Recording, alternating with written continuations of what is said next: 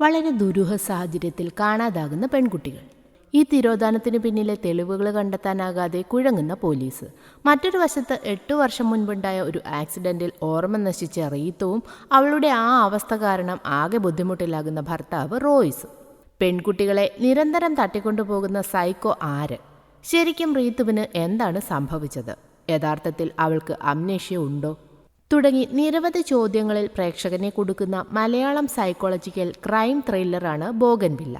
കുഞ്ചാക്കോ ബോബൻ 11 വർഷത്തെ ഇടവേളയ്ക്ക് ശേഷം ജ്യോതിർമയി, ഫഹദ് ഫാസിൽ, വീണ നന്ദകുമാർ, ശ്രന്ദ, ഷറഫുദ്ദീൻ എന്നിവരാണ് പ്രധാന കഥാപാത്രങ്ങളെ അവതരിപ്പിച്ചിരിക്കുന്നത്. ലാജോ ജോസിന്റെ റൂത്തിന്റെ ലോകം എന്ന നോവലിൽ നിന്ന് പ്രചോദനം ഉൾക്കൊണ്ട് നിർമ്മിച്ച ചിത്രം അമൽ നീരദാണ് സംവിധാനം ചെയ്തിരിക്കുന്നത്. ചിത്രത്തിന്റെ തുടക്കത്തിൽ റീത്തുവും ഡോക്ടർ റോയ്സും കാറിൽ യാത്ര ചെയ്യുകയാണ്. റീത്തു നല്ല ഉറക്കമാണ്. പെട്ടെന്ന് അവരുടെ കാറ് ആക്സിഡന്റ് ആകുന്നു. ആ സീൻ കട്ടായി. പിന്നെ 8 വർഷത്തിന് ശേഷമാണ് അടുത്തത് കാണിക്കുന്നത്. അപ്പോൾ 2 കുട്ടികളുടെ അമ്മയാണ് റീത്തു. അവൾ എഴുന്നേൽക്കാൻ താമസിച്ചതിന് വഴക്കൊക്കെ പറഞ്ഞ് കുട്ടികളെ സ്കൂൾ വണ്ടിയിൽ കയറ്റി വിടുന്നു. ശേഷം എന്തോ ആലോചിച്ച് ഗേറ്റിൽ പിടിച്ച് റീത്തു നിൽക്കുമ്പോൾ പാൽക്കാരൻ പാൽ കൊണ്ടുവന്ന് അവളുടെ കയ്യിൽ കൊടുക്കും. പാലുമായി അകത്തേക്ക് നടക്കുന്നതിനിടയിൽ മക്കളുടെ സംഭാഷണങ്ങളും എന്തൊക്കെയോ ചില ചിന്തകളും ശബ്ദങ്ങളുമൊക്കെ റീത്തുവിന് വരുന്നു. അവിടുത്തെ ജോലിക്കാരിയാണ് രമ. റീത്തു വേഗം തന്നെ രമയെ വിളിച്ചിട്ട് മക്കൾ സ്കൂളിൽ പോയോ എന്ന് ചോദിക്കുന്നു. രമ കുട്ടികൾ പോയി എന്ന് പറയുമ്പോൾ അത് വിശ്വാസമില്ലാത്തതുപോലെ ഓടി വന്ന് കുട്ടികളുടെ പേരെഴുതിയ റൂമിനകത്തേക്ക് റീത്തു വന്ന് നോക്കുന്നു. ശേഷം ആരാ കുട്ടികളെ ബസ് കയറ്റി വിട്ടതെന്ന് ചോദിക്കുമ്പോൾ റീത്തുവാണെന്ന് രമയും പറയും. റീത്തു അവിടെ നിന്ന് നേരെ പോകുന്നത് റീത്തു സ്റ്റുഡിയോ എന്ന കഥകിൽ എഴുതി വെച്ചിരിക്കുന്ന ഒരു റൂമിലേക്കാണ്. അവിടെ ഒരു ഡയറി ഉണ്ടായിരുന്നു. അതിൽ റീത്തുവിനെ കുറിച്ചുള്ള ഡീറ്റെയിൽസും എഴുതി വെച്ചിട്ടുണ്ടായിരുന്നു. എന്താ സംഭവമെന്ന് വെച്ചാൽ ആക്സിഡന്റിന് ശേഷം റീത്തുവിന് കാര്യങ്ങളെല്ലാം മറന്നുപോകുന്ന ഒരു പ്രത്യേക അവസ്ഥയുണ്ടായിരുന്നു. അവളുടെ പേരുൾപ്പെടെ എല്ലാ കാര്യങ്ങളും റീത്തു മറന്നു പോകുമായിരുന്നു. അതുകൊണ്ടാണ് റോയ്സ് എല്ലാ കാര്യങ്ങളും ഡയറിയിൽ എഴുതി വച്ചിരിക്കുന്നത്. എല്ലാം മറന്നു പോകുമെങ്കിലും റീത്തു മറക്കാത്ത ഒരു കാര്യമുണ്ടായിരുന്നു, ചിത്രരചന. അതുകൊണ്ട് തന്നെ അവൾ ചിത്രം വരയ്ക്കുന്ന മുറിയിലേക്ക് വരുമെന്നുള്ളത് കൊണ്ട് തന്നെ റോയ്സ് റീത്തുവിൻ്റെ ഡയറി പടം വരയ്ക്കുന്ന മുറിയിൽ തന്നെയാണ് വച്ചിരിക്കുന്നത്. റീത്തു എപ്പോഴും വരയ്ക്കുന്നത് ബോഗൻവില്ല പൂക്കൾ മാത്രമായിരുന്നു. ചിത്രങ്ങൾ വരച്ചതിന് ശേഷം മൊബൈലിൽ അത് പകർത്തി വയ്ക്കണമെന്നും റോയ്സ് അവളോട് പറഞ്ഞിട്ടുണ്ടായിരുന്നു. അതുകൊണ്ട് തന്നെ ചിത്രങ്ങൾ വരച്ചതിന് ശേഷം അവൾ അതിൻ്റെ ഫോട്ടോ മൊബൈലിലെടുത്ത് സൂക്ഷിക്കുകയും ചെയ്യും. ഈ കഥകളെല്ലാം തന്നെ റോയ്സ് തൻ്റെ കൂടെ ജോലി ചെയ്യുന്ന ആളോട് പറയുന്നതാണ് അടുത്ത സീൻ. കുട്ടികളെ ചികിത്സിക്കുന്നതിലും മറ്റും സമർത്ഥനായ ഡോക്ടറായിരുന്നു റോയ്സ്. റീത്തു വരയ്ക്കുന്ന പടങ്ങൾ അവിടെ അടുത്തുള്ള ഒരു സ്റ്റോറിൽ കൊണ്ടുപോയി വിൽക്കലാണ് പതിവ്. രമയും ഭർത്താവ് ബിജുവുമാണ് റീത്തുവിനെ സ്റ്റോറിൽ കൊണ്ടുപോകുന്നതും പുറത്തേക്ക് കൊണ്ടുപോകുന്നതും ഒക്കെ. റീത്തുവിൻ്റെ ചിത്രങ്ങൾക്ക് കടക്കാരൻ 3000 രൂപയാണ് റീത്തുവിന് കൊടുക്കുന്നത്. താൻ വരയ്ക്കുന്ന പടങ്ങൾ ആരാണ് ഇത്രയും കാശ് മുടക്കി വാങ്ങുന്നത് എന്നാണ് രമ ആലോചിക്കുന്നത്. അത് ശരിക്കും മറ്റാരുമായിരുന്നില്ല, റോയ്സ് തന്നെ ആയിരുന്നു. എല്ലാ ആഴ്ചയും തൻ്റെ ഫാം ഹൗസിൽ പോകുന്ന ഒരു പതിവ് റോയ്സിനുണ്ടായിരുന്നു. ഫാം ഹൗസിലേക്ക് റീത്തുവിൻ്റെ ചിത്രവുമായി വരുന്ന റോയ്സ് അത് അവിടെയുള്ള ഒരു മുറിയിൽ കൊണ്ടുവയ്ക്കും. ആ മുറിയിൽ നിറയെ റീത്തു വരച്ച ബോഗൻവില്ലയുടെ ചിത്രങ്ങളായിരുന്നു. ശേഷം ഒരു പാട്ടൊക്കെ കേട്ട് അല്പം മദ്യമൊക്കെ കഴിച്ചങ്ങനെ ഇരിക്കുമ്പോൾ അവിടുത്തെ ജോലിക്കാരൻ പച്ചക്കുരുമുളകും കാന്താരിയുമൊക്കെ ഇട്ടുവെച്ച ഒരു മാംസഭക്ഷണം കൊണ്ടുവന്ന് കൊടുക്കുന്നു. ശേഷം അതവൻ രുചിയോടെ കഴിക്കുകയും മദ്യപിക്കുകയും ചെയ്യും. അങ്ങനെ അതെല്ലാം കഴിഞ്ഞ് അവിടെ നിന്നുള്ള കൃഷിസാധനങ്ങളുമായി റോയ്സ് തിരികെ പോരുന്നു. ഒരു ദിവസം ബോഗൻവില്ല ചിത്രങ്ങളല്ലാതെ തനിക്കൊന്നും വരയ്ക്കാൻ കഴിയുന്നില്ലെന്നും പറഞ്ഞ് റീത്തു പൊട്ടിക്കരയും. അപ്പോഴേക്കും അവിടേക്ക് വരുന്ന റോയ്സ് റീത്തുവിനെ പറഞ്ഞ് സമാധാനപ്പെടുത്തി അകത്ത് മുറിയിലേക്ക് കൊണ്ടുപോകുന്നു. ബാത്റൂമിലേക്ക് കൊണ്ടുപോയി അവളെ കുളിപ്പിക്കുകയും കുളി കഴിഞ്ഞിറങ്ങി വരുന്ന റീത്തു നന്നായി ചുമയ്ക്കുകയും ചെയ്യുന്നുണ്ട്. ഇന്നും ബാത്ത് ടബിൽ താൻ വെള്ളം നിറച്ച് അതിൽ വീണല്ലേ എന്ന് റോയ്സ് ചോദിക്കുന്നു. തന്നോട് ഞാൻ എത്ര തവണ പറഞ്ഞിട്ടുണ്ട് ടബിൽ വെള്ളം പിടിച്ചു വെക്കരുതെന്ന് എന്നൊക്കെ പറഞ്ഞ് വളരെ സ്നേഹത്തോടെ അവളെ ശാസിച്ച് അവൾക്ക് കഴിക്കാനുള്ള മെഡിസിനൊക്കെ എടുത്തുകൊടുത്ത് കുരിശു വരച്ച് ഉറങ്ങിക്കൊള്ളാൻ റീത്തുവിനോട് റോയ്സ് പറയുന്നു. അന്ന് രാത്രി പന്നികളുടെ മുരൾച്ച കേട്ട് റീത്തു ഉറക്കത്തിൽ നിന്നും ഞെട്ടിയുണരും. ഇങ്ങനെയുള്ള ഒറ്റപ്പെട്ട വീടുകളിലാണ് കള്ളന്മാർ കയറുന്നതെന്ന് താൻ വാർത്തയിൽ കേട്ടതായി റീത്തു റോയ്സിനോട് പറയുന്നു. അപ്പോൾ സാരമില്ല, നമുക്ക് CCTV വയ്ക്കാമെന്ന് റോയ്സും റീത്തുവിനോട് പറഞ്ഞ് അവളെ സമാധാനപ്പെടുത്തും. ശേഷം അവൾ കിടന്നുറങ്ങുന്നു. പിറ്റേന്ന് CCTV സെറ്റ് ചെയ്യാനായി ആൾക്കാരും വരും. കൂട്ടത്തിൽ അമല കുര്യൻ എന്നൊരു സെയിൽസ് മാനേജർ പെൺകുട്ടിയും ഉണ്ടായിരുന്നു. എന്നാൽ അവരെയെല്ലാം കാണുന്നതോടെ റീതു ആകെ അസ്വസ്ഥയാകുന്നു. പെട്ടെന്ന് അവിടെ ഇരുന്നൊരു കത്തിയെടുത്ത് അവർക്ക് നേരെ അലറിക്കൊണ്ട് റീതു ബഹളം വയ്ക്കും. ഇത് കണ്ട് എല്ലാവരും പേടിച്ചു പോകുന്നു. അപ്പോഴേക്കും അവിടേക്ക് വരുന്ന റോയ്സ് റീതുവിനെ സമാധാനപ്പെടുത്താൻ ശ്രമിക്കുന്നുണ്ടെങ്കിലും റീതു അടങ്ങാത്തത് കൊണ്ട് തന്നെ അവൾക്കിട്ട് ഒറ്റയടി കൊടുക്കുന്നു. അതോടെ റീതു ബോധം കെട്ട് താഴെ വീഴും. ശേഷം റീതുവിനെ റൂമിൽ കൊണ്ട് കിടത്തുന്നു. താഴെ വീഴുമ്പോൾ റീതുവിന്റെ കവിള് കണ്ണാടി കൊണ്ട് മുറിയുന്നുണ്ടായിരുന്നു. റോയ്സ് അതിൽ മരുന്നൊക്കെ വെച്ച് കൊടുക്കും. അങ്ങനെ CCTV ഒക്കെ സെറ്റ് ചെയ്ത് 2 ദിവസത്തിനുള്ളിൽ ഇൻസ്റ്റാളേഷൻ കംപ്ലീറ്റ് ആകുമെന്ന് പറഞ്ഞ് അമലയും കൂട്ടരും അവിടെ നിന്നും പോകുന്നു. എന്നാൽ അന്ന് രാത്രിയും എന്തോ ശബ്ദം കേട്ടുകൊണ്ടിരുന്ന റീതു കാണുന്നത് ചോരയിൽ കുളിച്ച ബെഡിൽ കിടക്കുന്ന റോയ്സിനെയാണ്. അത് കണ്ട് റീതു അലറാൻ തുടങ്ങുമ്പോഴേക്കും ആരോ അവളെയും ആക്രമിക്കുന്നു. ശേഷം കാണിക്കുന്നത് ഹോസ്പിറ്റലിൽ ഇരിക്കുന്ന റോയ്സിനെയാണ്. റോയ്സിന്റെ വീട്ടിൽ ഒരു കള്ളൻ കയറിയതായിരുന്നു. പിറ്റേന്ന് റോയ്സിനെ വീട്ടിൽ കൊണ്ടുവരുന്നത് ബിജുവാണ്. കാർ എന്തിയെന്ന് റീതു ചോദിക്കുമ്പോൾ സർവീസ് സെന്ററിൽ കൊടുത്തെന്ന് റോയ്സും പറയും. അടുത്ത സീനിൽ പടം വരയ്ക്കാനിരിക്കുമ്പോൾ ഒരു സൂര്യകാന്തി പാടം റീതുവിന് ഓർമ്മ വരും. എന്നാൽ അവൾക്ക് എന്തോ അസ്വസ്ഥത വരുന്നത് കൊണ്ട് തന്നെ അവൾ അവിടെ നിന്നും വന്നിരുന്ന് TV കാണുന്നു. ആ സമയം ന്യൂസിൽ തമിഴ്നാട്ടിലെ ഒരു രാഷ്ട്രീയ നേതാവിന്റെ മകളായ ഛായ കാർത്തികേയനെ കാണാനില്ല എന്ന ന്യൂസാണ് റീതു കാണുന്നത്. ആ ന്യൂസ് കാണുന്നതോടെ എന്തൊക്കെയോ ഓർമ്മകൾ റീതുവിന് വരുന്നു. ഒരു സൂര്യകാന്തിപ്പാടവും പൂക്കൾക്കിടയിൽ നിൽക്കുന്ന ഛായയും ശേഷം ഒരു റോഡിൽ ഒരു സ്ത്രീയോട് സംസാരിച്ച് നിൽക്കുന്ന ഛായ, അങ്ങനെയൊക്കെയുള്ള ഓർമ്മകളാണ് റീതുവിന് വരുന്നത്. അതോടെ രമയോട് എനിക്ക് ഛായയെ അറിയാം, ഞാൻ ആ കൊച്ചിനോട് സംസാരിച്ചിട്ടുണ്ടെന്നൊക്കെ റീതു പറയും. അത് നമ്മൾ മാർക്കറ്റിൽ പോയപ്പോൾ പോലീസുകാർ ഈ കൊച്ചിന്റെ ഫോട്ടോ കാണിച്ചിട്ട് ഇതിനെ എവിടെയെങ്കിലും കണ്ടിട്ടുണ്ടോ എന്ന് ചോദിച്ചില്ലേ, അതുകൊണ്ടാകാമെന്ന് രമയും പറയുന്നു. അന്ന് നേരത്തെ വരണമെന്ന് റോയ്സിനോട് റീതു മെസ്സേജ് അയക്കുന്നത് കൊണ്ട് തന്നെ അയാൾ നേരത്തെ വരും. എന്താ കാര്യമെന്ന് തിരക്കുമ്പോൾ സർപ്രൈസ് ഉണ്ടെന്ന് പറഞ്ഞ് 3 ചിത്രങ്ങൾ വരച്ചത് റീതു റോയ്സിന് കാണിച്ചു കൊടുക്കുന്നു. എന്നും ബോഗൻവില്ല മാത്രം വരച്ചിരുന്ന റീതു സൂര്യകാന്തി പൂക്കളും ഒരു റാബിറ്റിന്റെയും ഒരു ബാറ്റ്മാന്റെയും ചിത്രങ്ങൾ വരച്ചിട്ടുണ്ടായിരുന്നു.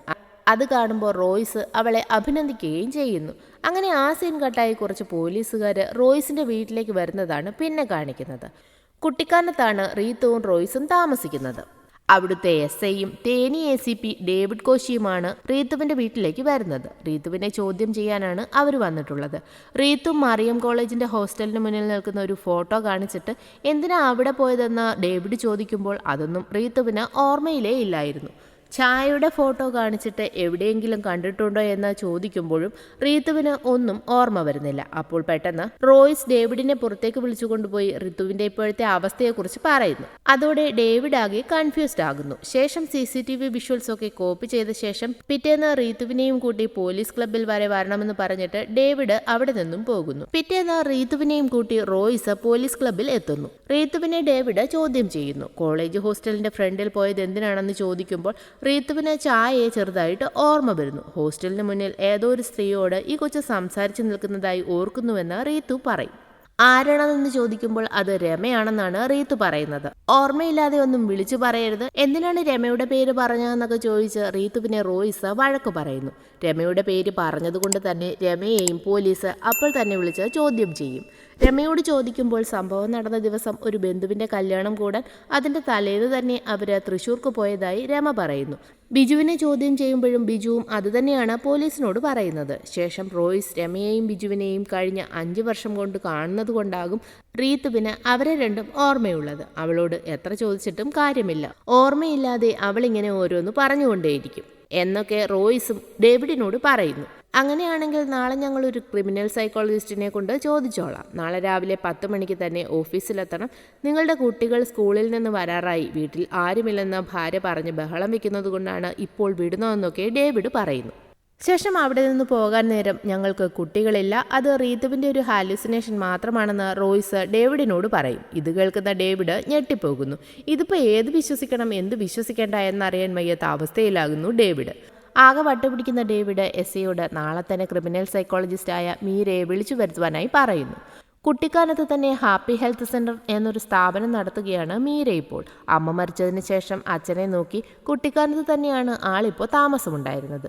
അങ്ങനെ പിറ്റേന്ന് മീരയുടെ സാന്നിധ്യത്തിൽ ഡേവിഡ് റീതുവിനെ ചോദ്യം ചെയ്യും. റീതു ഡെയിലി ചെയ്യുന്ന കാര്യങ്ങളൊക്കെ ഫോണിൽ റെക്കോർഡ് ചെയ്ത് സൂക്ഷിക്കാറുണ്ടായിരുന്നു. ആദ്യമായി റോയ്സിനെ കണ്ടതും സൂര്യകാന്തി പൂക്കൾ വരച്ചതുമൊക്കെ റെക്കോർഡ്സിൽ നിന്ന് മീരയും ഡേവിഡും കേൾക്കുന്നു. ചായയെ കാണാതായതിന് മുമ്പോ ശേഷമോ അവളെ പരിചയമുള്ളതായി പറയുന്ന റെക്കോർഡിങ്സ് ഒന്നും തന്നെ കണ്ടില്ലല്ലോ എന്ന് ഡേവിഡ് ചോദിക്കുമ്പോൾ ചിലപ്പോൾ ഞാനത് റെക്കോർഡ് ചെയ്ത് കാണില്ലെന്ന് റീതു പറയും.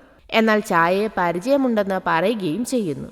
കോളേജിൻ്റെയും ഹോസ്റ്റലിൻ്റെയും പരിസരത്ത് റീതു പോയിട്ടുണ്ടല്ലോ എന്ന് ഡേവിഡ് പറയുമ്പോൾ എനിക്കറിയില്ലെന്നാണ് റീതു പറയുന്നത്. ചായയെക്കുറിച്ച് എന്തെങ്കിലും ഓർത്തെടുക്കാൻ കഴിയുന്നുണ്ടോ എന്ന് മീര ചോദിക്കുമ്പോൾ ഒന്നും ഓർക്കാൻ റീത്തുവിന് കഴിയുന്നില്ല.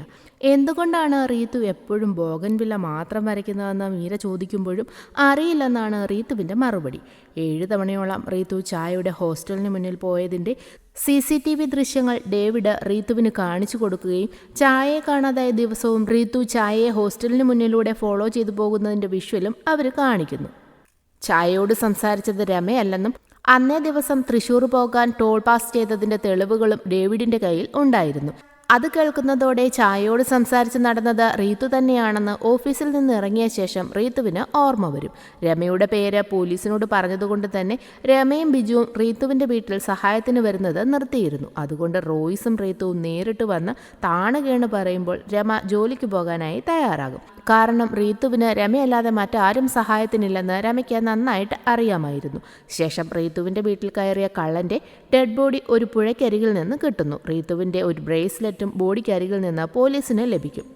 ബ്രേസ്ലെറ്റ് ശരിക്കും റീത്തുവിൻ്റെ കയ്യിൽ നിന്നും മിസ്സായിട്ടുണ്ടായിരുന്നു. രമയും റീത്തുവും എല്ലായിടവും തപ്പിയിട്ടും അത് കിട്ടിയിരുന്നുമില്ല. അതുകൊണ്ട് ഇനി കാറിൽ വീണതായിരിക്കുമെന്ന് കരുതി രണ്ടാളും കാറിലും തപ്പി നോക്കുന്നു. അപ്പോഴാണ് റോയ്സ് കാർ സർവീസിന് കൊടുത്ത കാര്യം രമ പറയുന്നത്. ഇനി സർവീസ് സെൻറ്ററിലെങ്ങാനും അത് കിട്ടിയിട്ടുണ്ടെങ്കിലോ എന്ന് കരുതി രമയും റീത്തുവും ബിജുവിനെയും കൂട്ടി സർവീസ് സെൻറ്ററിലെത്തി കാര്യം തിരക്കുന്നു. എന്നാൽ അങ്ങനെ ഒരു വണ്ടി അടുത്തെങ്ങും സർവീസിന് വന്നിട്ടില്ല. ലാസ്റ്റ് സർവീസിന് വന്നത് 4 മാസം മുൻപാണെന്ന് അവർ പറയുന്നു. ശേഷം സർവീസിന് കാറ് കൊടുക്കുന്നതിൻ്റെ തലേന്ന് ഹോസ്പിറ്റലിൽ വന്നപ്പോൾ അവിടെങ്ങാനും മിസ്സായതാണോ എന്നറിയാൻ വേണ്ടി ബിജു ഹോസ്പിറ്റലിലെ സെക്യൂരിറ്റിയോട് വന്ന് ബ്രേസ്ലെറ്റിനെ കുറിച്ച് ചോദിക്കുന്നു. ഞാനതൊന്നും കണ്ടില്ല, അതിവിടെങ്ങാനും വീണുപോയിട്ടുണ്ടെന്ന് ഡൗട്ടുണ്ടെങ്കിൽ അന്ന് കാർ ഓടിച്ചു വന്നത് റീത്തുവല്ലേ, അവരോട് തന്നെ നേരിട്ട് ചോദിക്കാൻ സെക്യൂരിറ്റി ബിജുവിനോട് പറയുന്നു. എന്നാൽ അവർ കാർ ഓടിക്കില്ലെന്ന് ബിജു പറയുമ്പോൾ സെക്യൂരിറ്റി രാത്രി കാർ ഓടിച്ച് റീത്തു വന്നതിൻ്റെ വിഷ്വൽസ് അവനെ കാണിച്ചു കൊടുക്കുന്നു. ശരിക്കും റീത്തുവിന് ഡ്രൈവിംഗ് അറിയാമെന്ന് അപ്പോഴാണ് റീത്തു ഉൾപ്പെടെ എല്ലാവരും അറിയുന്നത്. അതോടെ ബിജുവും രമയും റീത്തുവും ആകെ കൺഫ്യൂസ്ഡ് ആകുന്നു. അന്ന് റോയ്സ് വന്ന ഉടനെ തന്നെ റീത്തു തനിക്ക് ഡ്രൈവിംഗ് അറിയാമോ എന്നും കാർ സർവീസ് സെൻറ്ററിൽ കൊടുത്തെന്ന് തന്നോട് നുണ പറഞ്ഞ എന്തിനാണെന്നൊക്കെ റോയ്സിനോട് റീത്തു ചോദിക്കുന്നു. നിനക്ക് ഡ്രൈവിംഗ് അറിയാം, ഞാനാണ് നിന്നെ ഡ്രൈവിംഗ് പഠിപ്പിച്ചതെന്നും റോയ്സ് പറയുന്നു. അന്ന് രാത്രി എന്താ നമുക്ക് സംഭവിച്ചതെന്ന് റീത്തു ചോദിക്കുമ്പോൾ അന്നത്തെ കഥ റോയ്സ് പറയുന്നു. കള്ളൻ രാത്രി അവരുടെ വീട്ടിൽ കയറിയ ദിവസം എന്തോ ശബ്ദം കേട്ടുണർന്ന റോയ്സിനെ ആദ്യം കള്ളൻ തലക്കടിക്കുന്നു. അതോടെ ബോധം പോയി കട്ടിലിൽ കിടന്ന റോയ്സിനെയാണ് റീത്തു നോക്കിയപ്പോൾ കണ്ടിരുന്നത്. ശേഷം ബോധം വരുന്ന റോയ്സ് നോക്കുമ്പോൾ റീത്തു ബോധം കെട്ട് കട്ടിലിൽ കിടക്കുന്നതാണ് കാണുന്നത്. കള്ളനെ കാണുന്നതോടെ റൂമിലിരുന്ന ലാമ്പ് എടുത്ത് കള്ളനെ അടിച്ചോടിക്കുകയും ചെയ്യുന്നുണ്ട്. കള്ളൻ്റെ പുറകെ കാറെടുത്ത റോയ്സും റീത്തുവും ചെല്ലുമെങ്കിലും അവനൊരു പുഴയിലേക്ക് എടുത്തു ചാടുകയും ശേഷം റോയ്സിന് ബോധം മറയുന്നതുപോലെ തോന്നുന്നതുകൊണ്ട് റീത്തു കാർ ഓടിച്ച് നേരെ ഹോസ്പിറ്റലിലേക്ക് പോവുകയായിരുന്നെന്നും ഇതെല്ലാം 2-3 തവണ നിന്നോട് പറഞ്ഞതുമാണ്, നീ എല്ലാം മറന്നുപോയതാണെന്നൊക്കെ റോയ്സ് പറയുന്നത് കേട്ട് റീത്തു നിസ്സഹായയായി കരയുന്നു. എന്നിട്ട് റോയ്സിനോട് സോറി പറയുകയും ചെയ്യും. അടുത്ത സീനിൽ ഡേവിഡും മീരയും റീത്തുവിനോട് സംസാരിക്കുന്നു. ഇത്തവണ ചായയെ കണ്ടതായി ഓർക്കുന്നുവെന്ന് റീത്തു പറയുമെങ്കിലും റീത്തു പരസ്പര ബന്ധമില്ലാതെയാണ് സംസാരിക്കുന്നത്. ഇത് കേട്ട് കലിവരുന്ന ഡേവിഡ് മനഃപൂർവ്വം നിങ്ങൾ ഞങ്ങളെ മിസ്ലീഡ് ചെയ്യുകയല്ലേ എന്നൊക്കെ ചോദിക്കുന്നതോടെ റീത്തു അവിടെ ഇരുന്ന് കരയാൻ തുടങ്ങുന്നു. റീത്തുവിനെ അങ്ങനെ അവിടെ നിന്ന് ഇറക്കി വിട്ടിട്ട് ഡേവിഡ് റോയ്സിനോട് സംസാരിക്കും. റീത്തുവും ചായയും തമ്മിൽ എന്തോ കണക്ഷനുണ്ട്, അവർ എന്തോ മറയ്ക്കുന്നുണ്ടെന്ന് ഡേവിഡ് പറയുമ്പോൾ അതിന് റീത്തു വല്ലതും ഓർത്തിട്ട് വേണ്ടേ മറയ്ക്കാൻ എന്നാണ് റോയ്സ് പറയുന്നത്. ഞാൻ ഹോസ്പിറ്റലിൽ പോയ ശേഷം റീത്തു രമയും കൂട്ടി മാർക്കറ്റിലൊക്കെ പോകാറുണ്ട്. അത് കോളേജ് റോഡിന് മുന്നിലൂടെയാണ്. അപ്പോഴെങ്ങാനും കാഷ്വലായി റീത്തുവുമായി ചായ സംസാരിച്ചിട്ടുണ്ടാകാം. ഇനി അതുമല്ലെങ്കിൽ ചായയെ ന്യൂസിൽ കണ്ടിട്ട് റീത്തു സ്വയം ക്രിയേറ്റ് ചെയ്യുന്ന ഒരു കൺഫ്യൂഷൻ ആകാമെന്നൊക്കെ റോയ്സ് ഡേവിഡിനോട് പറയുന്നു. ചായയ്ക്ക് എന്ത് സംഭവിച്ചെന്ന് റീത്തുവിനറിയാം, അത് ഞങ്ങൾക്ക് ഉറപ്പാണെന്ന് ഡേവിഡും പറയുന്നു. അടുത്ത സീനിൽ രമ വന്ന് അലക്കാൻ തുണി ചോദിക്കുമ്പോൾ പിള്ളേരുടെ റൂമിലെ ബെഡ്ഷീറ്റും കൂടി എടുക്കുക എന്ന് പറഞ്ഞ് റീത്തു അവളുടെ റൂമിലെ ബെഡ്ഷീറ്റ് എടുക്കുമ്പോൾ ബെഡിനടിയിൽ നിന്ന് 2 കുറിപ്പുകൾ താഴെ വീഴുന്നു. അത് റീത്തുവിൻ്റെ ഒരു ശീലമാണ്. ഓർമ്മയുള്ള കാര്യങ്ങൾ അപ്പോൾ തന്നെ ഒരു പേപ്പറിൽ എഴുതി ബെഡിനടിയിൽ വെക്കും. അങ്ങനെ അതിലൊന്ന് നോക്കുമ്പോൾ വീട്ടിൽ കയറിയ കള്ളനെ റോയ്സ് അടിച്ചോടിച്ചു എന്നും രണ്ടാമത്തെ കുറിപ്പ് റീത്തുവിന് ഛായ കാർത്തികേയനെ അറിയാം എന്നും ആയിരുന്നു. അതോടെ കോളേജ് ഹോസ്റ്റലിൻ്റെ ഫ്രണ്ടിൽ വെച്ച് ഛായയോട് സംസാരിച്ചത് റീത്തു തന്നെയായിരുന്നുവെന്ന് റീത്തുവിന് ഉറപ്പാകുന്നു. അടുത്ത ദിവസം ഡേവിഡും മീരയും എസ്ഐയും റോയ്സിൻ്റെ വീട്ടിലേക്ക് വരും. കള്ളൻ്റെ ഫോട്ടോ കാണിച്ചിട്ട് അറിയുമോ എന്ന് ചോദിക്കുമ്പോൾ റീത്തു അറിയില്ലെന്ന് പറയുന്നു. കള്ളൻ്റെ കയ്യിൽ നിന്നും കിട്ടിയ ബ്രേസ്ലെറ്റ് കാണിച്ചിട്ട് ഇത് റീത്തുവിൻ്റേതാണോ എന്ന് ഡേവിഡ് ചോദിക്കുമ്പോൾ ഏയ് അല്ല, എൻ്റെ ബ്രേസ്ലെറ്റ് എൻ്റെ കയ്യിൽ തന്നെ ഉണ്ടെന്ന് പറഞ്ഞ് കയ്യിൽ കിട്ടുന്ന ബ്രേസ്ലെറ്റ് അവൾ കാണിച്ചു കൊടുക്കും. പെട്ടെന്ന് ഒരു ഹോൺ കേട്ട് പിള്ളേരെത്തി എന്ന് പറഞ്ഞ് റീത്തു പുറത്തേക്ക് പോകുന്നു. റോയ്സ് ഈ സമയം തങ്ങൾക്ക് 2 മിസ്കാരേജ് ഉണ്ടായിട്ടുണ്ട്. അതിനുശേഷമാണ് റീത്തുവിന് ഈ ഹാലൂസിനേഷൻ ഉണ്ടാകുന്നത്. അവൾ ജീവിക്കുന്നത് തന്നെ മറ്റൊരു ലോകത്താണ്. അവൾ കാണുന്നത് എന്താണെന്ന് അവൾക്ക് മാത്രമേ അറിയൂ. പിന്നെ ഫോട്ടോയിൽ കണ്ടത് വീട്ടിൽ കയറിയ കള്ളനാണ്. ആദ്യം കള്ളനൊന്നും മോഷ്ടിച്ചില്ലെന്നാണ് ഞങ്ങൾ കരുതിയിരുന്നത്. പിന്നീടാണ് റീത്തുവിൻ്റെ ബ്രേസ്ലെറ്റ് കാണാതായത്. അപ്പോഴാണ് അത് കള്ളൻ കൊണ്ടുപോയതാണെന്ന് മനസ്സിലാകുന്നത്. റീത്തു ബ്രേസ്ലെറ്റ് കാണാതെ പാനിക്കാക്കാൻ തുടങ്ങിയപ്പോൾ താൻ പുതിയൊരെണ്ണം വാങ്ങിക്കൊടുത്തുവെന്നും ഇപ്പോൾ അവൾ അതുകൊണ്ട് കൂളാണെന്നും റോയ്സ് പറയും. പിറ്റേന്ന് കുളിക്കുമ്പോൾ റീത്തുവിൻ്റെ ശരീരത്തിലാകെ എന്തൊക്കെയോ പാടുകൾ കാണുന്നു. അതെന്താണെന്ന് നമ്മളെപ്പോലെ തന്നെ റീത്തുവിനും മനസ്സിലാകുന്നില്ല. ശേഷം ഒരു കോഫി ഇടാൻ വേണ്ടി അവൾ അടുക്കളയിലേക്ക് ചെല്ലുമ്പോൾ അവിടെ CCTV ഇൻസ്റ്റാൾ ചെയ്യാൻ നേരം വന്ന സെയിൽസ് എക്സിക്യൂട്ടീവായ അമല കുര്യന്റെ കാർഡ് ഇരിക്കുന്നത് കാണുന്നു. വേഗം തന്നെ അമല കുര്യനെ വിളിച്ചു വരുത്തി CCTV വിഷ്വൽസൊക്കെ റീത്തു പരിശോധിക്കുന്നു. അടുത്ത സീനിലും കുളി കഴിഞ്ഞിറങ്ങുന്ന റീത്തു നന്നായിട്ട് ചുമയ്ക്കുന്നുണ്ട്. നീ ഇന്നും ടബിൽ തെന്നി വീണോ? എന്തിനാണെന്നും ടബിൽ വെള്ളം പിടിച്ചു വെക്കുന്നതെന്ന് ചോദിച്ച് സ്നേഹത്തോടെ അവളുടെ തല തോർത്തി കൊടുത്ത് റോയ്സ് അവളെ സമാധാനിപ്പിക്കും. പിറ്റേന്ന് റോയ്സ് റീത്തുവിൻ്റെ കണ്ടീഷൻ ഇങ്ങനെയൊക്കെയാണ്, ഇനിയും അവളെ ബുദ്ധിമുട്ടിക്കണോ എന്ന് ഡേവിഡിനോട് ചോദിക്കും. കാണാതായത് 1ലധികം പെൺകുട്ടികളാണ്. ഛായ കാർത്തികേയനെ പോലെ തന്നെ മിസ്സിംഗ് ആയ കുട്ടികളായിരുന്നു തൃഷികയും ജെന്നിഫറും. റീത്തു അവരെ കണ്ടിട്ടുണ്ടെന്ന് ഡേവിഡ് പറയും. എന്നാൽ ഡേവിഡ് റീത്തുവിനോട് ചോദിക്കുമ്പോൾ താൻ കണ്ടിട്ടില്ലെന്നാണ് റീത്തു പറയുന്നത്. ശേഷം റീത്തുവിനെ ചികിത്സിച്ചു കൊണ്ടിരുന്ന ഡോക്ടറെ വന്ന് മീര കാണുന്നു. കൂടെ ഡേവിഡും ഉണ്ടായിരുന്നു. എല്ലാ മാസവും റീത്തു ഇവിടെ വന്ന് താമസിക്കാറുണ്ടെന്ന് ഡോക്ടർ പറയും. അപ്പോഴാണ് ആ മുറിയുടെ ജനലുകളിലൂടെ കാണുന്ന ബോഗൻവില്ല ചെടികൾ മീരയുടെയും ഡേവിഡിൻ്റെയും ശ്രദ്ധയിൽപ്പെടുന്നത്. കാണാതായ പെൺകുട്ടികളുടെ ഫോട്ടോ ഡോക്ടറിനെ കാണിച്ചിട്ട് അതിലാരെങ്കിലും ഇവിടെ വന്നിട്ടുണ്ടോ എന്ന് ചോദിക്കുമ്പോൾ ഇല്ലെന്നാണ് ഡോക്ടർ പറയുന്നത്. അതിൽ കൂടുതലൊന്നും ഡോക്ടറിൽ നിന്ന് അവർക്ക് ലഭിക്കുന്നുമില്ല. ശേഷമുള്ള ഓരോ ദിവസം കഴിയും തോറും റീത്തുവിൻ്റെ കണ്ടീഷൻ വളരെ മോശമായി വരുന്നു. അവൾ വല്ലാത്തൊരു മാനസികാവസ്ഥയിലേക്കോ കൺഫ്യൂഷനിലേക്കോ ഒക്കെ എത്തിച്ചേർന്നുകൊണ്ടേയിരിക്കുന്നു. അങ്ങനെ അന്വേഷണം ഒരു ഡെഡ് എൻഡിൽ എത്തുന്നത് കൊണ്ട് തന്നെ റീത്തുവിനെ ഒരു സൈക്കോളജിക്കൽ അനാലിസിസ് ചെയ്യണമെന്ന് മീര വന്ന് റോയ്സിനോട് പറയുന്നു. കാരണം കാണാതായ പെൺകുട്ടികളുടെ ഡെഡ് ബോഡിയോ തെളിവുകളോ ഒന്നും തന്നെ പോലീസിന് ലഭിച്ചിട്ടില്ല.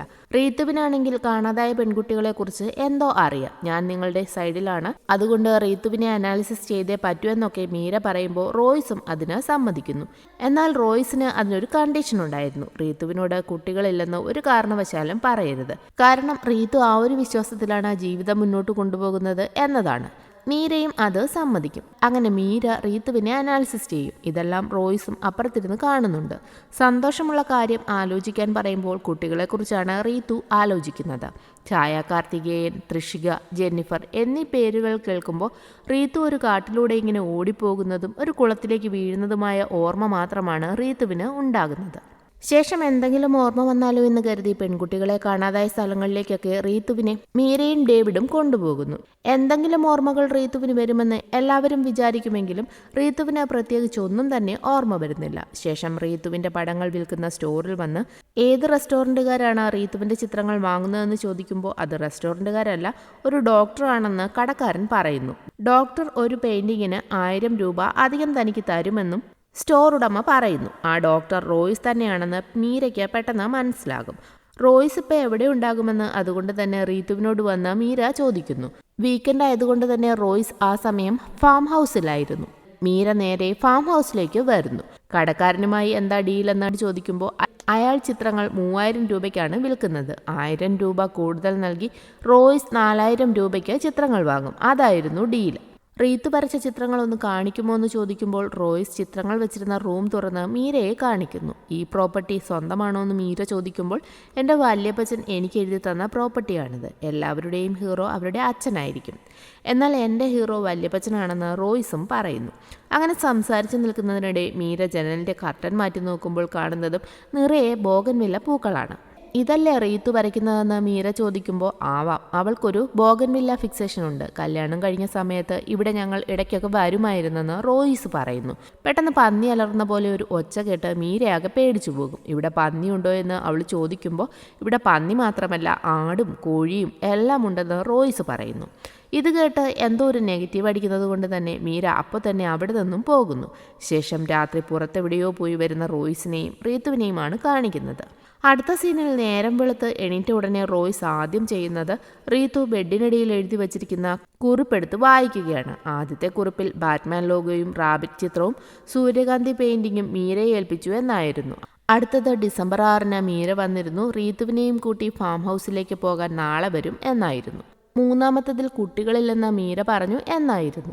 അതിൽ കുട്ടികളുടെ കാര്യം പറഞ്ഞ കുറിപ്പൊഴികെ ബാക്കി എല്ലാ കുറിപ്പുകളും റോയ്സ് അവിടെ തന്നെ വെക്കുന്നു. ശേഷം ഉറക്കമുണ്ടിരുന്ന റീത്തുവും കുറിപ്പെടുത്ത് വായിക്കും. തന്നെ ഫാം ഹൗസിലേക്ക് കൊണ്ടുപോകുമെന്ന കുറിപ്പടി വായിക്കുന്നതും റീത്തു പെട്ടെന്ന് വോമിറ്റ് ചെയ്യാനായിട്ട് തുടങ്ങുന്നു.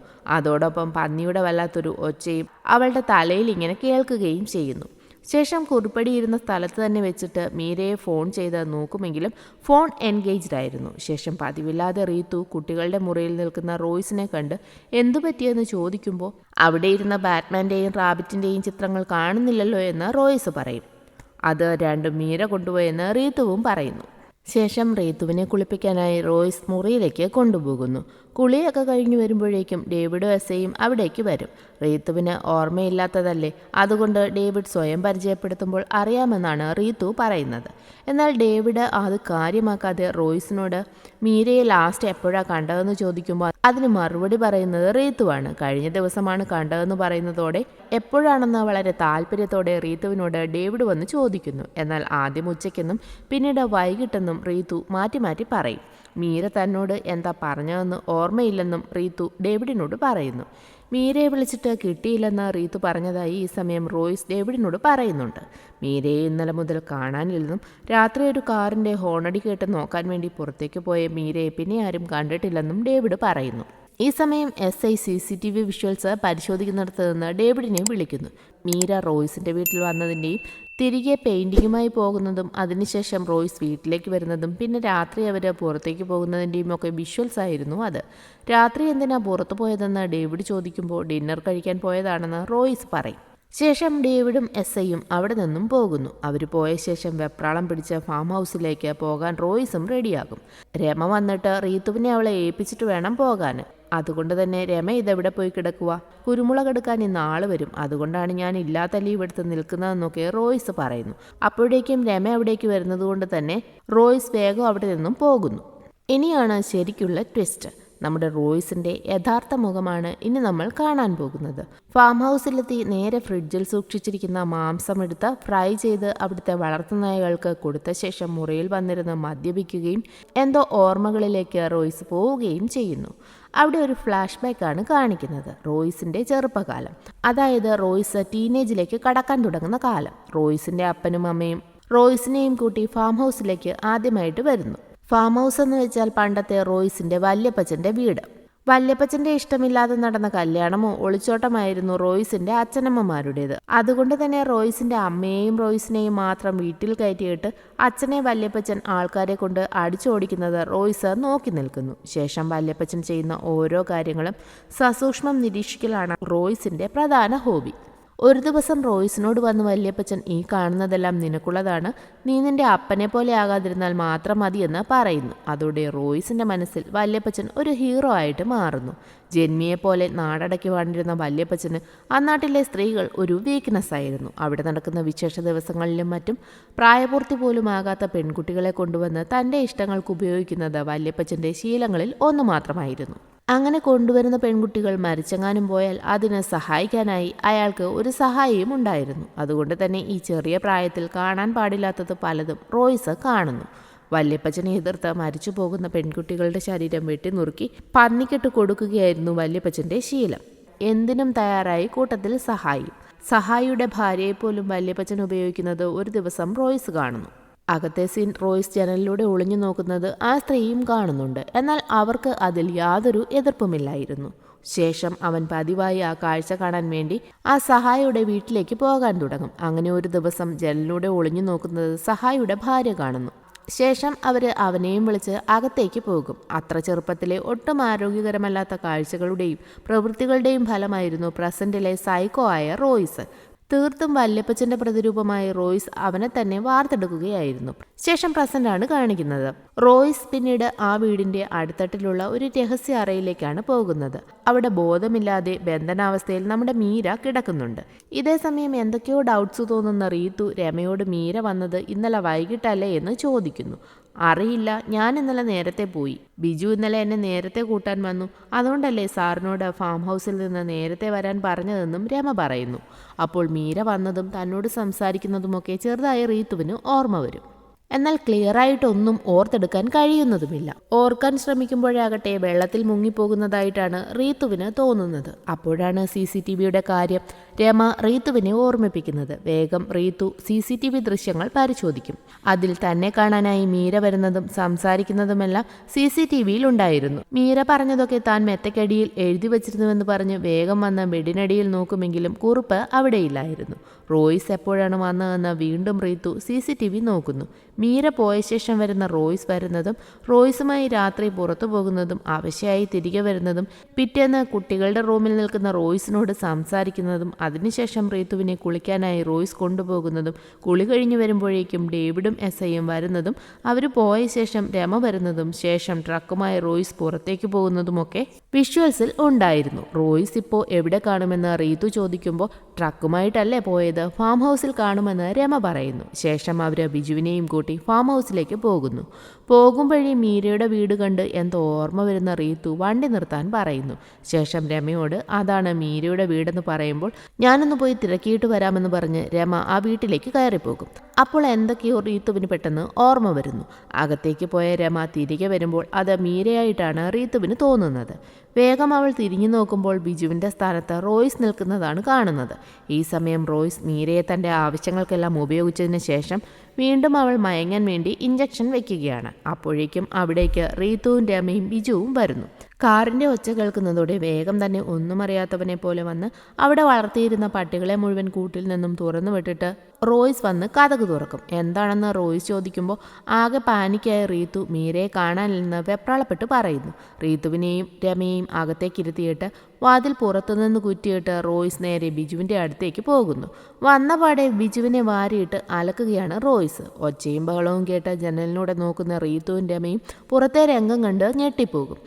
ഈ സമയം വളരെ ക്രൂരമായി കഴുത്തറുത്ത ബിജുവിനെ റോയ്സ് കൊല്ലുന്നു. അത് കാണുന്നതോടെ വാതിലിൻ്റെ ഗ്ലാസ് പാളി കൈകൊണ്ട് പൊട്ടിച്ച് പുറത്തെ കുറ്റിയെടുത്ത് റീത്തുവും രമയും പുറത്തേക്ക് ഓടിവരും.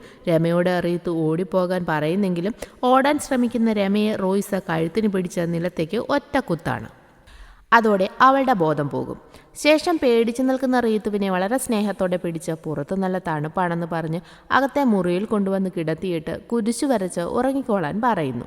അങ്ങനെ റീത്തു മയങ്ങാൻ തുടങ്ങുമ്പോൾ രമയെയും എടുത്തുകൊണ്ട് വന്ന് മീര കിടക്കുന്ന മുറിയിൽ കൊണ്ട് കിടത്തിയ ശേഷം മയങ്ങാനുള്ള മരുന്ന് കുത്തിവെക്കും. പെട്ടെന്ന് പട്ടികൾ പാഞ്ഞു വന്ന് ബിജുവിൻ്റെ ശരീരം കടിച്ചു പറിക്കാൻ തുടങ്ങുന്നു. റോയ്സ് റീത്തു കിടക്കുകയായിരുന്ന മുറിയിൽ വന്ന് അവിടെ വെച്ചിരുന്ന ആ റീത്തുവിൻ്റെ ചിത്രങ്ങളെല്ലാം തീ വെച്ച് നശിപ്പിച്ച് അതിന് മുന്നിൽ നിന്ന് ഒരു ഉന്മാദിയെ പോലെ നൃത്തം വയ്ക്കും. മയക്കം വിട്ടുണരുന്ന റീതു ആ കാഴ്ച കാണുന്നതോടെ പണ്ട് നടന്ന ആക്സിഡന്റും ശേഷമുള്ള കാര്യങ്ങളുമൊക്കെ അവളുടെ ഓർമ്മയിലേക്ക് വരുന്നു. ഡോക്ടറിനോട് സംസാരിക്കുന്ന റീത്തുവിനെയും റോയ്സിനെയുമാണ് പിന്നെ കാണിക്കുന്നത്. ബ്രെയിൻ ആക്ടിവിറ്റീസ് ഡെവലപ്പ് ചെയ്യാൻ തയ്യൽ പോലെ എന്തെങ്കിലും ചെയ്യട്ടെ എന്ന് ഡോക്ടർ പറയുമ്പോൾ അവൾ ചിത്രരചനയിലാണ് താല്പര്യം കാണിക്കുന്നതെന്ന് റോയ്സ് പറയുന്നു. എന്നാൽ ചിത്രരചന മതി, പിന്നെ ഒരു ഡ്രൗണിങ് എഫക്റ്റ് ഉണ്ടാകാതെ നോക്കണം, അങ്ങനെ ഉണ്ടായാൽ അത് ഓർമ്മയെ ബാധിക്കുമെന്നും ഡോക്ടർ പ്രത്യേകം റോയ്സിനോട് പറയുന്നുണ്ട്. അതായത് വെള്ളത്തിൽ മുങ്ങിയാൽ റീത്തുവിൻ്റെ ഓർമ്മ നഷ്ടപ്പെടുമെന്ന് സാരം. അത് മനസ്സിലാക്കുന്ന റോയ്സ് കുളിപ്പിക്കാനായി ബാത്റൂമിൽ കൊണ്ടുപോയി റീത്തുവിനെ ഭയങ്കരമായി ഉപദ്രവിക്കുകയും ശേഷം അത് മറന്നു പോകുവാനായി ബാത്ടബിൽ റീത്തുവിനെ മുഖം മുക്കി വെക്കുന്നതുമൊക്കെ ഒരു പതിവായിരുന്നു. ബാത്ടബിൽ മുഖം വെക്കുന്നതോടെ തൊട്ടു മുൻപുണ്ടായിരുന്ന കാര്യങ്ങളെല്ലാം റീതു പെട്ടെന്ന് മറന്നുപോകും. അങ്ങനെ ഉപദ്രവിക്കുമ്പോഴുണ്ടാകുന്ന പാടുകളാണ് റീത്തുവിൻ്റെ ദേഹത്ത് കണ്ടിരുന്നത്. ശേഷം അതെല്ലാം ബാത്ടബിൽ വെള്ളം പിടിച്ചു വെച്ച് നീ അതിൽ വീണതാണെന്ന് റീത്തുവിനോട് പറഞ്ഞു വിശ്വസിപ്പിക്കുകയും ചെയ്യുകയായിരുന്നു റോയ്സ്. റീത്തുവിൻ്റെ ഈ ഓർമ്മയില്ലായ്മ ശരിക്കും റോയ്സ് ഉപയോഗിക്കുകയായിരുന്നു. ഛായയെയും തൃഷികയെയും ജെന്നിഫറിനെയും റീത്തുവിനെ ഉപയോഗിച്ച് പിടിച്ച് കാറിൽ കയറ്റി തൻ്റെ രഹസ്യ അറയിലെത്തിച്ച് ഉപയോഗിക്കുകയായിരുന്നു റോയ്സിൻ്റെ രീതി. ഡെയിലി രാത്രി ഇതിനുവേണ്ടിയാണ് റീത്തുവിനെയും കൂട്ടി റോയ്സ് പുറത്തു പോയിരുന്നത്. പെൺകുട്ടികളെ മുറിയിലെത്തിച്ച ശേഷം റീത്തുവിനെ ബാത്ടബിൽ തലമുക്കുന്നതോടെ അവളത് മറക്കുകയും ചെയ്യും. പിടിച്ചുകൊണ്ടുവരുന്ന പെൺകുട്ടികളെ മയക്കി കിടത്തി ലൈംഗികമായി ഉപയോഗിച്ചതിന് ശേഷം അവരുടെ ശരീരഭാഗങ്ങൾ മുറിച്ചെടുത്ത് ആവശ്യമുള്ള മാംസം ഫ്രീസറിൽ സൂക്ഷിക്കുകയും ബാക്കി ഭാഗങ്ങൾ പന്നിക്ക് കൊടുക്കുകയും ചെയ്യും. ശേഷം മുറിയും വൃത്തിയാക്കി കുളിക്കും. ഇതെല്ലാം ചെയ്യുന്നതിനിടയിലും പെൺകുട്ടികളുടെ ആക്സസറീസും അണ്ടർ ഗാർമെന്റ്സും സൂക്ഷിച്ചു വെക്കുന്ന ഒരു ശീലവും റോയ്സിനുണ്ടായിരുന്നു. വല്യപ്പച്ചനേക്കാളും വലിയ സൈക്കോപാത്തായി മാറുകയായിരുന്നു റോയ്സ്.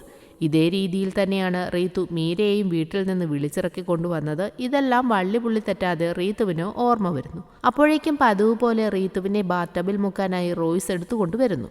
എങ്കിലും അതെല്ലാം നന്നായി ഓർമ്മ വരുന്നത് കൊണ്ട് തന്നെ റോയ്സിനെ വെള്ളത്തിൽ പിടിച്ച് തള്ളിയിട്ട് റീത്തു അവിടെ നിന്നും ഓടി രക്ഷപ്പെടാനായി ശ്രമിക്കുന്നു.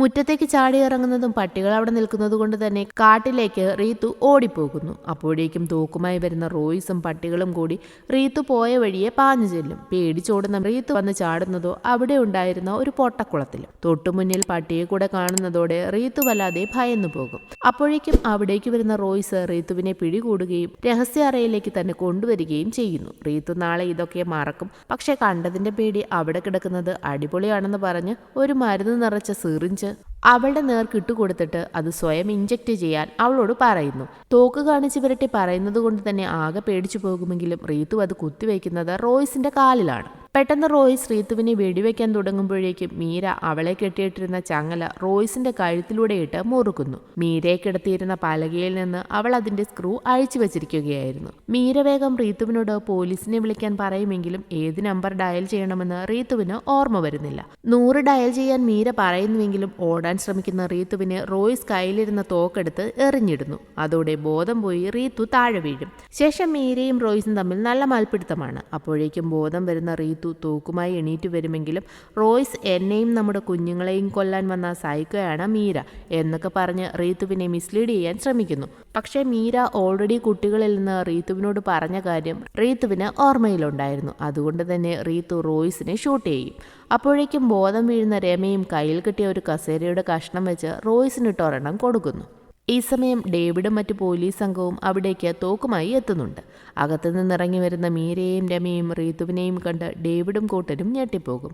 ചായയുടെയും തൃഷികയുടെയും ജെന്നിഫറിന്റെയും ഡ്രസ്സിലുണ്ടായിരുന്ന ചിത്രങ്ങൾ റീത്തു വരച്ചത് കണ്ടിട്ടാണ് റീത്തുവും കാണാതായ പെൺകുട്ടികളും തമ്മിൽ എന്തോ കണക്ഷൻ ഉണ്ടെന്ന് മീരയ്ക്ക് തോന്നിയത്.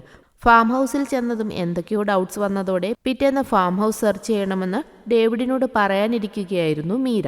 അപ്പോഴാണ് റീത്തു രാത്രി ഗേറ്റിന്റെ അവിടെ വരുന്നതും കാറിന്റെ ഹോണടി കേട്ട് പുറത്തേക്ക് വരുന്ന മീരയെ റോയ്സ് തട്ടിക്കൊണ്ടു പോകുന്നതും. റീത്തുവിനെ ഉൾപ്പെടെ 13 പെൺകുട്ടികളെയാണ് റോയ്സ് ഇതുവരെ തട്ടിക്കൊണ്ടുപോയിരുന്നത്. അതിൽ കൊല്ലാതെ വിട്ടത് റീത്തുവിനെ മാത്രമാണ്. റീത്തുവിനെ തട്ടിക്കൊണ്ടുപോയ വഴിക്കാകാം ആക്സിഡന്റ് ആയത്. ശേഷം റീത്തുവിന്റെ ഓർമ്മ നഷ്ടമാകുന്നു. അതുകൊണ്ടാണ് റോയ്സ് റീത്തുവിനെ കൊല്ലാതെ വിട്ടത്. റീത്തുവിനെ വെള്ളത്തിൽ മുക്കിയാൽ അവളുടെ ഓർമ്മ നഷ്ടപ്പെടുമെന്ന് മനസ്സിലാക്കിയ റോയ്സ് റീത്തുവിനെ ഉപയോഗിച്ച് ക്രൈം സീരീസ് തുടർന്നുകൊണ്ടേയിരിക്കുകയായിരുന്നു. ശരിക്കും റീത്തുവിന്റെ പേര് എസ്തർ എന്നായിരുന്നു. അതിന്റെ റെക്കോർഡ്സ് എല്ലാം ഡേവിഡ് റീത്തുവിനെ കാണിച്ചു കൊടുക്കും. എല്ലാം അറിയുന്നതോടെ റീത്തു വല്ലാതെ പൊട്ടിക്കരയുന്നു. ശേഷം ജയിലിൽ കഴിയുന്ന റോയ്സിനെ കാണാൻ വരുന്ന എസ്തറിനെയാണ് കാണിക്കുന്നത്. ഹായ് എസ്തർ എന്ന് പറഞ്ഞ് അവളെ വെൽക്കം ചെയ്യാൻ തുടങ്ങുന്ന റോയ്സിനോട് നിന്റെ ഓർമ്മകൾ മരവിക്കാൻ ഞാൻ പ്രാർത്ഥിക്കാമെന്നും കുരിശും പറഞ്ഞ് കിടന്നുറങ്ങിക്കൊള്ളാനും പറഞ്ഞു പോകുന്ന എസ്തറിനെ കാണിച്ച് ചിത്രം അവസാനിക്കുന്നു.